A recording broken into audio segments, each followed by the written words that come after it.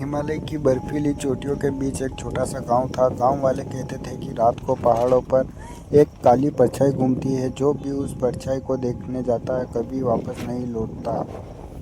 एक दिन वेदांत नाम का युवा यात्री उस गांव में पहुंचा। उसे रहस्यों की खोज का शौक था। गांव वालों ने उसे चेतावनी दी, रात में पहाड़ की ओर मत जाना, लेकिन जिज्ञासा ने उसे रोकने नहीं दिया। आधी रात को वह टॉर्च और कैमरा लेकर पहाड़ की ओर निकल पड़ा।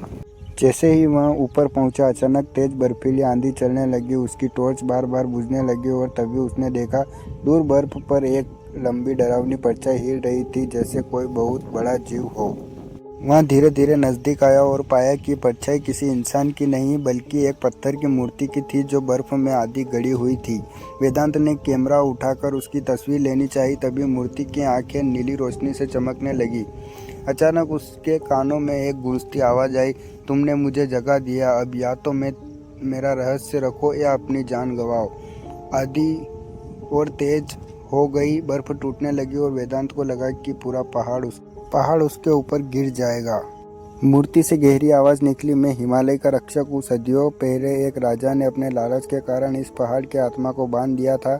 जब तक कोई सच्चा इंसान नहीं आता, यह श्राप बना रहता है।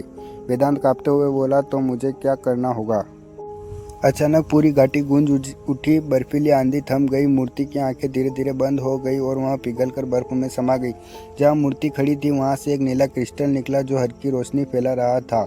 वेदांत ने उसे उठाया और उसी पल पहाड़ पर उगते सूरज की पहली किरणें उस क्रिस्टल से टकराई। पूरा पहाड़ सुनहरी रोशनी से चमक उठा।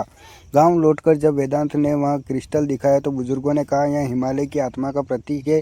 अब हमारा गांव किसी आपदा से सुरक्षित रहेगा।